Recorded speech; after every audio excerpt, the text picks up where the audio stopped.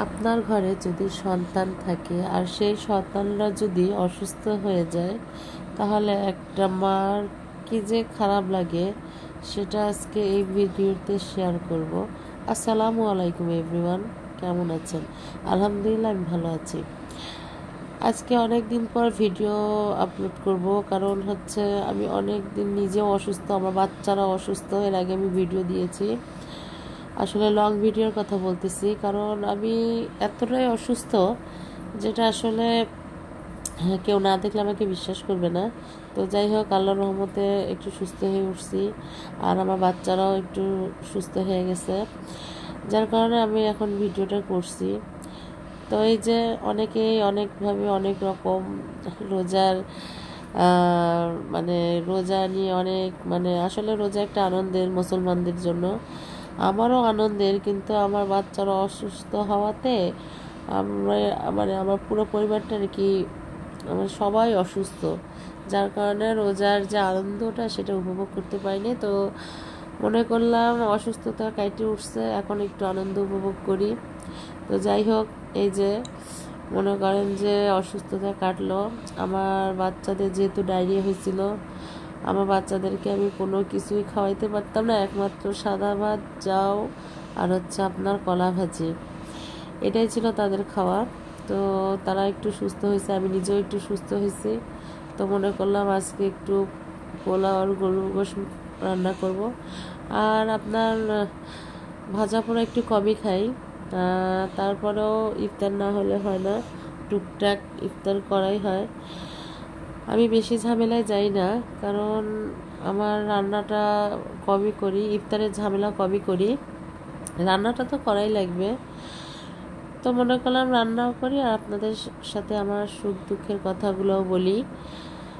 আসলে বাচ্চাদেরকে নিয়ে একটা মাই বোঝে যে বাচ্চারা অসুস্থ হলে কতটা কষ্ট, আর আমি যখন নিজেই অসুস্থ হয়ে পড়ছি আর কি বলবো। তো আমার অসুস্থতার কথা শুনে তো আমার মা থাকতে পারে না, আমার মা চলে আসছে, আবার কখন যে সে চলে যাবে তখন আবার একটা কষ্টের সময় চলে আসবে। তো যাই হোক, এই যে দেখেন আমি রান্না করতেছি, অনেক দিন পর এগুলা ভুনা খাওয়া হবে, কারণ ভুনা খাওয়া ভুলেই গেছি বলতে গেলে।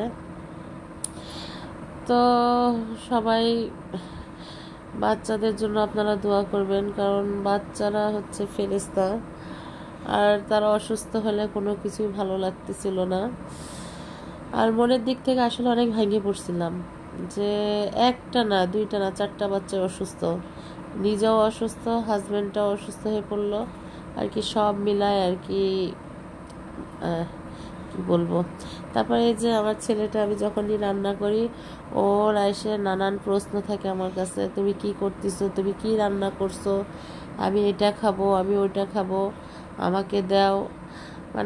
ওর প্রশ্ন শেষ নাই, ও এতই অসুস্থ ছিল, যাক ওকে ডাক্তার ভর্তি করতে বলছিল।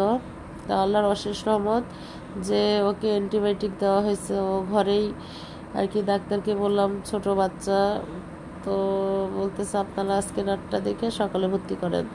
তো আল্লাহর অশেষ রহমত, যার কারণে ওকে ভর্তি করা লাগে নাই, ঘরেই আর কি ও ওষুধ খেয়ে সুস্থ হয়েছে।